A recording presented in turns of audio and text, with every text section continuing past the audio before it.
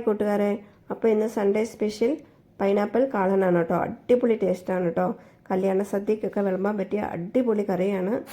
അപ്പോൾ വീഡിയോ ഇഷ്ടപ്പെട്ടാൽ ലൈക്ക് ചെയ്യാനും ഷെയർ ചെയ്യാനും മറക്കരുത്. അപ്പോൾ നമുക്ക് വീഡിയോയിലോട്ട് പോകാം. ആയിട്ടൊന്ന് ചെത്തിയെടുത്ത് ചെറുതായിട്ടൊന്ന് അരിഞ്ഞെടുക്കാം. പഴുത്താണേലും പച്ചയാണേലും ഒരു കുഴപ്പമില്ല.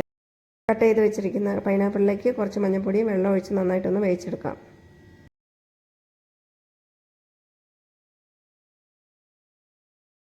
ഇവിടെ ഒരു തേങ്ങ എടുത്തിട്ടുണ്ട്. തേങ്ങ ഇച്ചിരി കൂടുതൽ വേണം. കാന്താരി, ഇഞ്ചി, വെളുത്തുള്ളി, ഉലുവ, നല്ല ജീരകം, ചുവന്നുള്ളി ഇത്രയും നന്നായിട്ടൊന്ന് അരച്ചെടുക്കാം. പൈനാപ്പിൾ നല്ലവണ്ണം വെന്ത് വന്നിട്ടുണ്ട്. ഇനി നമുക്ക് അരച്ച് വെച്ച തേങ്ങ അതിലേക്ക് ചേർത്ത് കൊടുക്കാം. തേങ്ങ ഒഴിച്ച് നന്നായിട്ട് തികന്നതിന് ശേഷം മോരൊഴിച്ച് കൊടുക്കാം. നന്നായിട്ട് തികന്ന് വന്നിട്ടുണ്ട്. ഇനി നമുക്ക് മോരൊഴിച്ച് കൊടുത്ത് ചെറിയ തീയിൽ നന്നായിട്ടൊന്ന് ഇലയ്ക്ക് ചൂടാക്കിയെടുക്കാം.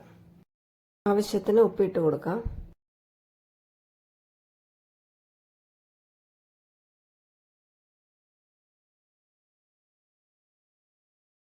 കടുക് പൊട്ടിക്കാം.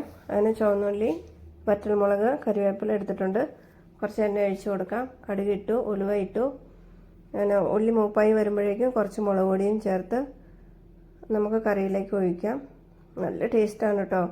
ഒരു ദിവസം വെച്ചിരുന്ന് കൂട്ടുവാണെങ്കിൽ അതിഗംഭീരം. എത്ര ദിവസം വേണമെങ്കിലും വെച്ചിരുന്ന് കൂട്ടാം. കറി കേടാവുമൊന്നുമില്ല. പഴകം തോറും രുചി കൂടുകയാണ് ചെയ്യുന്നത്. ഈ വീഡിയോ ഇഷ്ടപ്പെട്ടു എന്ന് വിചാരിക്കുന്നു. താങ്ക്